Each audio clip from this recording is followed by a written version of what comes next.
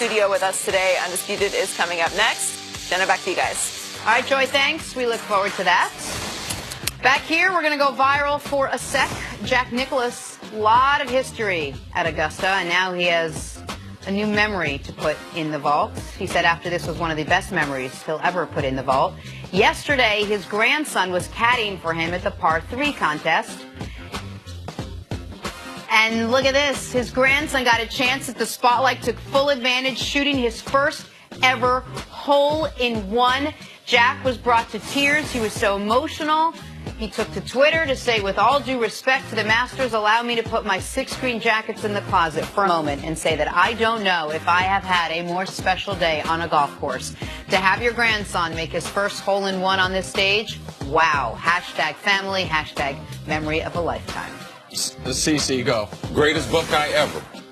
Right there from Columbus, Ohio. And Jenna, not only is he the greatest golfer ever, but as a human being, there's not a lot of better people than Jack Nicklaus. Now, I know this. His grandson, he has another grandson. He has 22 grandkids. One of them plays football professionally, played at Florida State. But, man, he's involved in all their lives. Like, he has a family-owned business. And I love Jack, man. What a great example he's been for former Buckeyes and for athletes out there of how to conduct yourself on and off the field. Greatest Buckeye ever, and that might have been the greatest humble brag ever. Let me put these 6 green jackets away for a second. Not 1, not 2. No, because they asked him, jackets. Jack, where does this rank? Yeah. And he said it ranks at the top. Let me put these 6 in the closet. And he was practically crying when he talked about it. He was really, truly brought At 78 years old, that. how many more times are you going to have moments like that? And golf just keeps giving back to him. Yeah. That's the thing. He gets, man, I just played the game. My dad loved it. My dad taught me how to play. And then now, my grandkids, I'm playing with them at the place that he considers the greatest golf course in the world. Well, second greatest, behind Muirfield, the one he built. Right. Because it's like Augusta of Columbus, Ohio. That's good stuff. We should mention Tiger Woods tees off this morning, 10:42. 24. They moved it up because you. They said Okay, so for 2 seconds, I thought you were serious. After 8 tries, I'm going to get it right, Cece. Back to the NFL now. Jerry Jones making news with his assessment on how far apart his team is from the Eagles, you know, his division rivals, and, you know, the defending Super Bowl champs. So the Dallas Cowboys finished 9-7. They missed the playoffs last season. The Philadelphia Eagles finished at 13-3. They missed, nothing last season. Yet Jerry Jones says there isn't that big of a gap between the two teams. Chris Carter, I will ask you, do you think there is a big gap between the Eagles and Cowboys? I think there's a big talent gap between who Dallas is today and the other teams in the NFC. Nick had a very impressive list. Forget the teams, just talking about the quarterbacks. And what a group of quarterbacks that we have just in the NFC. I mean, we can start at the top. Aaron Rodgers, Drew Brees, Carson Wentz, Russell Wilson, Cam Newton. Next tier, Alex Smith, Kirk Cousins, Matt Stafford, Jared Goff, Matt Ryan, Jimmy Garoppolo. And Dak's somewhere in that second tier. I'm not sure where, but that's over half the conference. I just listed 12 guys. That's 75% of the conference. So I don't know what Jerry's looking at. He's not looking at the same things that we're looking at. Dallas has not improved the team this offseason based on the other moves Minnesota has done. Green Bay's made a couple moves. They've also changed their front office and their philosophy. We know the most active team was the Rams. The Rams started off from free agency already better than Dallas. And with the additions, they're definitely better. So there are a number of teams. I would stop trying to focus on Philadelphia. I was just focused on my team. How can my team get better? Because that's what I remember chasing the Dallas Cowboys when they had the triplets, chasing Jerry Rice when they had Montana and Steve Young, Brett Favre in Green Bay.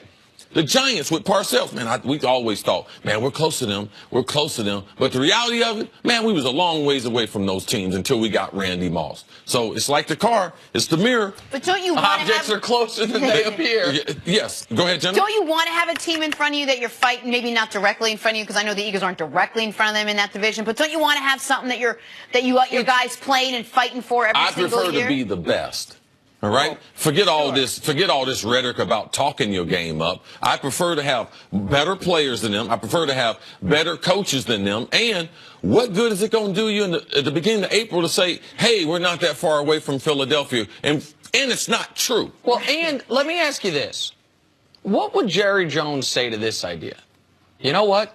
the New York Jets are not that far from the Dallas Cowboys. He'd be offended by that, right? He'd be like, the Jets? They're not that far from us?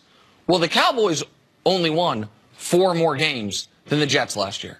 The Eagles only won 4 more games than the Cowboys last year. Like, I don't think he thinks that the Jets are that close. I don't think he should think his team's that close. Their problem was when they were 13-3, Philadelphia was real close to them because we knew a correction was coming. We knew they wouldn't be that way. We thought they'd be 10 or 11 wins last season. So in them, they miscalculated where they were. And the difference between the Eagles and how they closed the gap in the last offseason is the Eagles made some smart additions. The Eagles brought in some players. The Eagles got their coach a second year under his belt, their quarterback a second year under his belt. Now, I know Dak got a second year under his belt as well, but he went the other way from where Carson Wentz went. Yes. So I get the idea of we want to put a target on the back of the best team out there. But what is definitely true is Minnesota was clearly better than them last year. Minnesota has no major losses this offseason, got better at quarterback. The Rams were clearly better than them last year. They have no major losses via free agency, except for Trumaine. No major losses via free agency, and they got better defensively, and you can argue maybe offensively, Brandon Cooks. New Orleans was clearly better than them last year. They didn't lose any major players. They might not have made any major additions, but they didn't lose any major players. And Green Bay does have the best player in the whole damn league coming back, theoretically, for a full season of health. Like, those are your top 5 teams in the conference. Now, only 6 make the playoffs. One of those teams probably will regress. We don't see it coming. So there's probably 1, maybe 2 playoff spots open. Dallas is fighting with Carolina, with Atlanta. Seattle still got Russell Wilson. San Francisco already selling their playoff tickets. Like, so that is... Jimmy G got people gawking over him. Not only is it with his play, but how good he looks. And what is the point that I keep making about what the Rams are doing, about what the Eagles are trying to do? You got to take advantage of your window with a quarterback on a rookie contract. Well, what you can't have happen, and you were concerned about this last year, CC, is you go through half of Dak's rookie contract. Because keep in mind, he wasn't a first-round pick. No 5th-year option for him. No. You got him for 4 years before his salary is going to explode. Go through half that, no playoff wins. Go through half that without being able to all of a sudden remake your team. Yeah, this is a critical year because they might have to sign him after this year to a long-term deal. And if the question people need to be asking when they look at the Dallas Cowboys salary cap and the Dallas Cowboys lack of movement to this free agency is if your quarterback's only making $800,000, where's all the money? Like, well, how are you in cap hell with a quarterback making less than $1 million? He putting his hands up under the offensive line, the center, the left tackle, the left guard. It's like, these dudes is make all the paper in Dallas is right up front. And if you want to look to, hey, where are you wasting money? Look out there on the wide receivers. Yeah. That's where they wasting some money. They're spending money on the front, wasting money on the outside. All right, new topic now. Tiger Woods tees off at, well, by now you should all have this committed to memory, 10:42 this morning, because it's golf and punctuality is everything. Woods will hit Augusta National seeking to win his 5th Masters and his first major since 2008. Man, a lot's happened since 2008 as Tiger has attempted multiple versions of this comeback story. This one could be the last, though, as he heads into round 1 of the Masters this morning as confident as ever. Nick, I'll start with you. What would you consider a success today for Tiger Woods, round 1? Listen, I think that if he breaks par, it's a success. Par is 72. You got to keep in mind, Tiger has played the Masters 20 times. He has only shot under 70 once in the opening round those 20 times. The 4 times he's won it, 70, 70, 70, and a 74, actually, 2 over in 2005. So I don't think he has to have a great day today. I think right around 70, 71, that's breaking par, would be a good result for him. A result that he is familiar with, saying, I can win the tournament right here.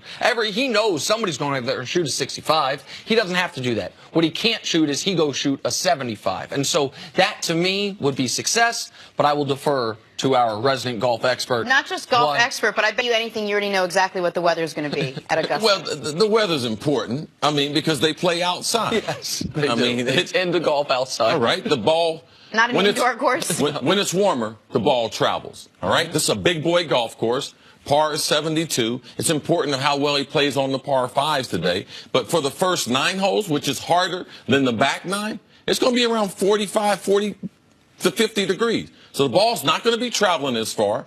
How aggressive is Tiger Woods coming out of the chute? To me, that's what I want to watch. I believe the number is 69. That would be 3 under par, 1 under what Nick said, the times that he did win. But it would also keep Tiger in contention. I mean, these young guns, Dustin Johnson, #1 in the world. Didn't play last year because he slipped and fell the night before. the tournament. Jordan Spieth, he's basically dominated the Masters the last 3 years. Sergio, coming back to defend his crown. McIlroy, he's only absent of the green jacket of having the Grand Slam.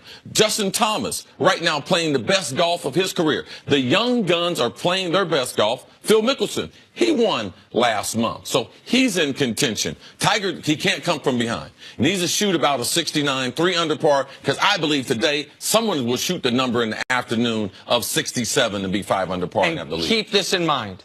This is the first major for any of those young guys all together to play against a healthy Tiger Woods.